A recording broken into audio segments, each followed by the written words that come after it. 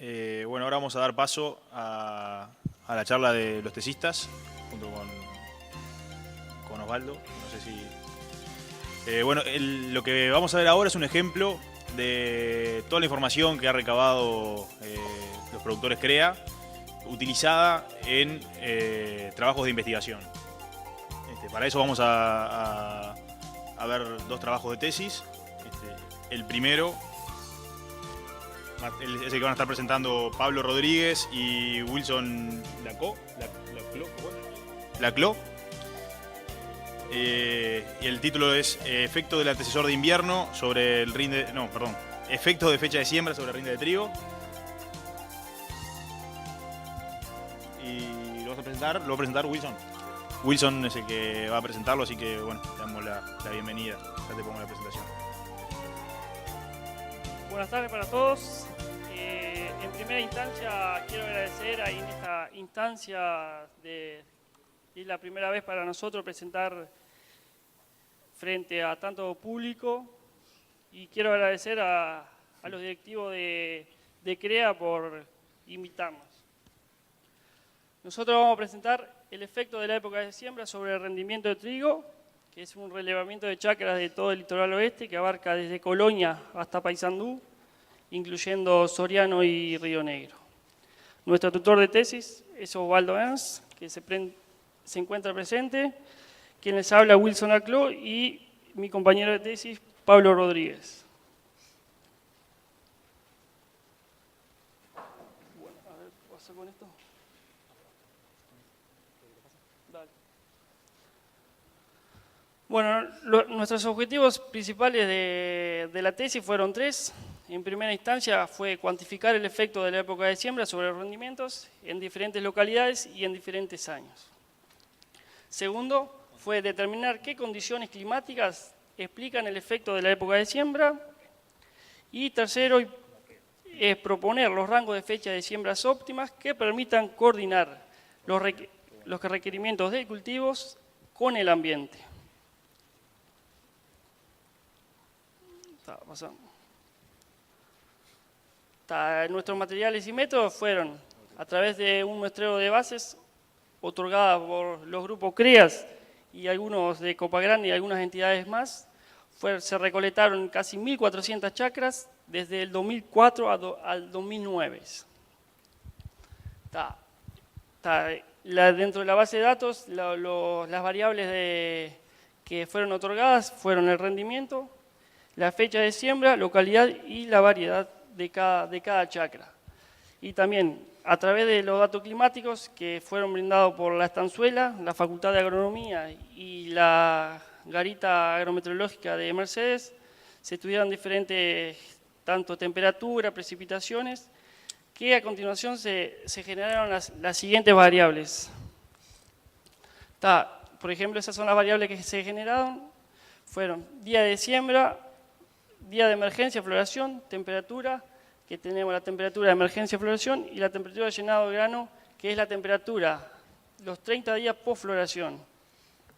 La precipitación de emergencia, floración, el periodo crítico que va 20 días previo a la floración y 10 días post floración, y la temperatura de llenado de grano que abarca los 30 días post floración.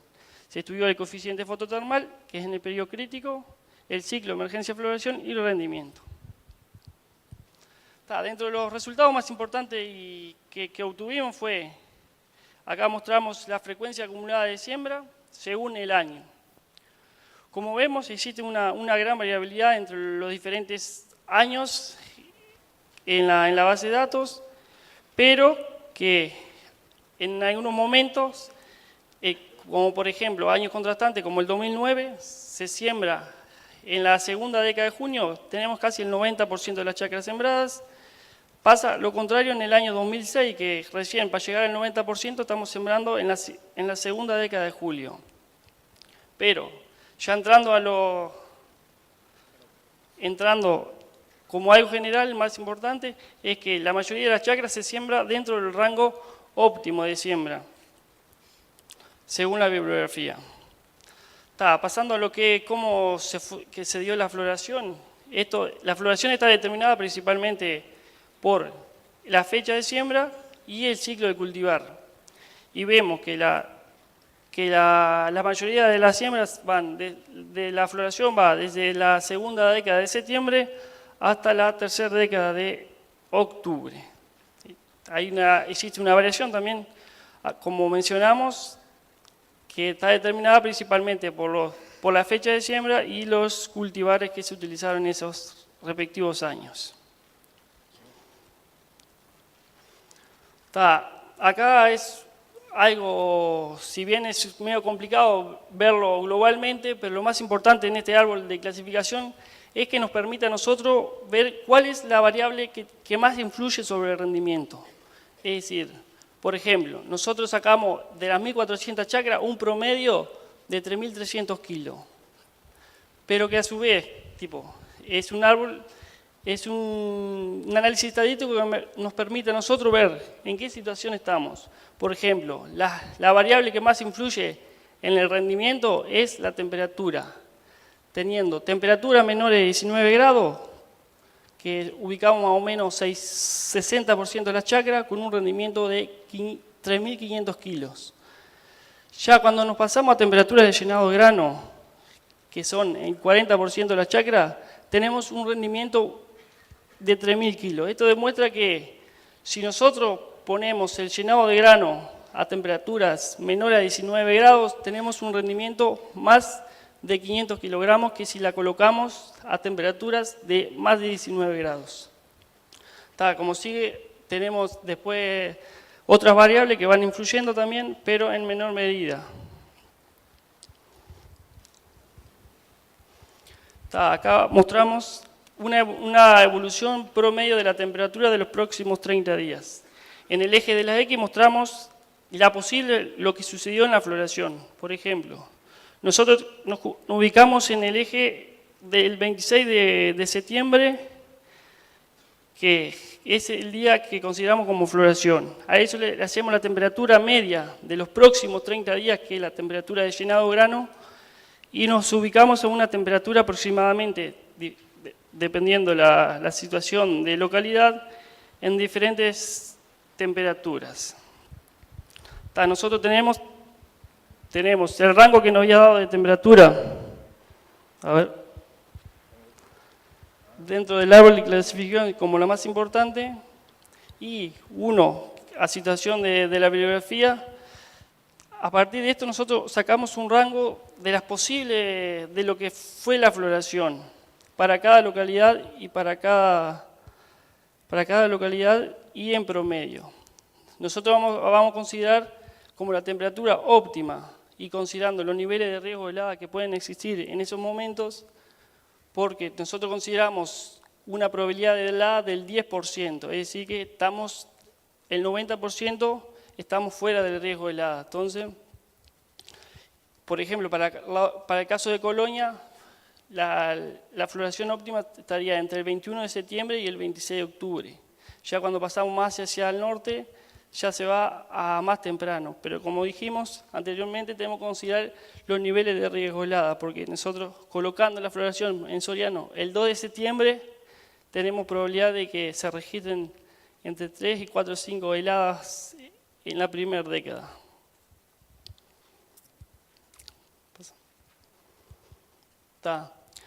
Dentro de la fecha óptima de floración, propusimos los rangos de lo que serían las fechas de siembras óptimas, tanto fechas tempranas como óptimas y tardías para cada localidad y determinado por el ciclo del cultivar, tanto ciclos intermedios como largos. En base a este resultado, nosotros nos enfocamos principalmente en las siembras óptimas. Y a partir de esto, vemos los rendimientos que obtuvieron esas chacras determinados en siembras tempranas, óptimas y tardías en el siguiente cuadro.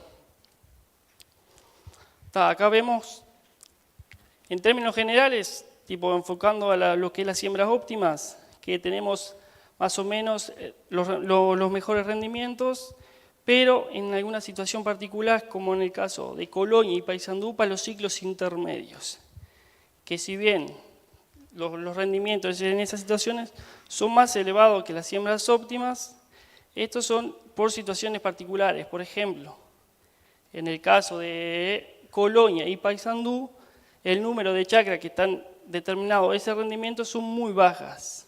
Y también hablando de lo que es niveles de riesgo de helada, es decir, que por ejemplo, si una situación en que una chacra registró 1 o 2 heladas, de seguro no se haya cosechado y no esté en nuestra base de datos, por lo que los rendimientos están sobreestimados. Por eso la fecha en algunos casos, las siembras tempranas tienen mayor rendimiento. Pero nosotros nos tenemos que enfocar en lo que es las siembras óptimas, que mayoritariamente tenemos los máximos rendimientos. Ya pasando a la siembra tardía, como todos saben, los rendimientos empiezan a decaer.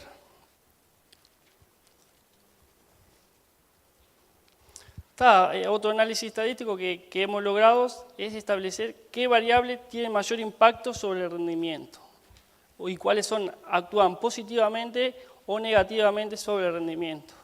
Como vemos ahí, tenemos la temperatura que TLG, que es la temperatura de llenado de grano, que actúa negativamente. Es decir, que por cada grado que aumente la temperatura se están perdiendo 86 kilos de grano.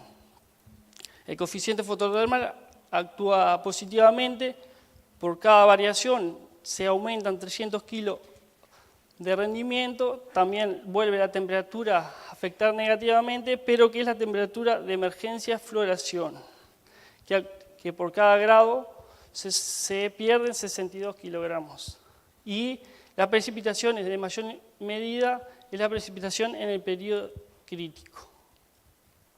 Y para ver qué magnitud hay o qué magnitud puede existir en cada año, tenemos que ver la variación de cada una de las variables. Es decir, que la temperatura, que es la que varía entre 3 y 15 grados, es la que presenta mayor magnitud en el rendimiento.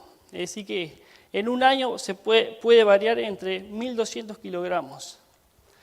En una menor magnitud es el coeficiente fototermal en el periodo crítico, que varían entre 600 kilos, pero si bien por cada unidad de coeficiente es 315, solo puede variar entre 1 y 2 unidades de coeficiente fototermal.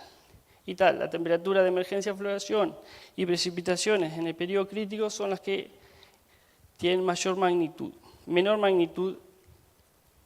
Para resaltar también que tanto la temperatura de llenado de grano como el coeficiente en el periodo crítico presentan una alta repetibilidad entre años. Es decir, que nosotros, sumando esas dos variables que más influyen, podemos hacer variar más o menos entre 1.800 kilogramos de rendimiento de trigo. Y en caso opuesto, es que las precipitaciones en el periodo crítico presentan una baja repetibilidad entre años. Es decir, que al presentar una alta variabilidad dentro del año, esa variación de magnitud de kilos es muy difícil que se repita todos los años. Dentro de las conclusiones más importantes es que la principal variable que afecta el llenado de grano, que es la temperatura del llenado de grano, que puede presentar una variación de entre 1.200 kilogramos por hectárea. El segundo es el coeficiente fototermal, es la segunda variable que afecta en el rendimiento y una magnitud de 600 kilos por hectárea. Lo más importante dentro de todo esto es ubicar el cultivo donde las condiciones sean más favorables para el llenado de grano y así lograr mejores rendimientos.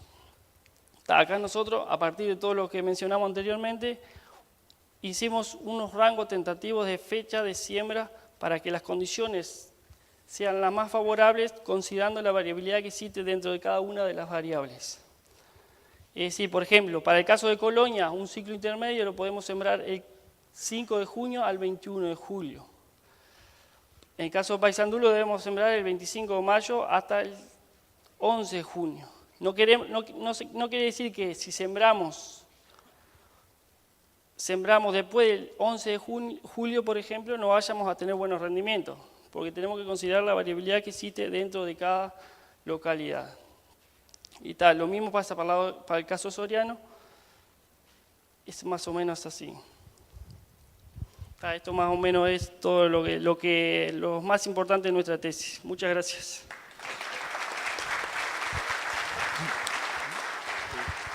Bueno, muchas gracias a Wilson Laclau y Pablo Rodríguez, que nos presentaron los datos de su tesis. Les recordamos que tienen los papeles para hacer las preguntas, que por ahí está Nacho Bufa, que está coordinando el tema del levantado de los papeles. Acá lo veo. Perfecto.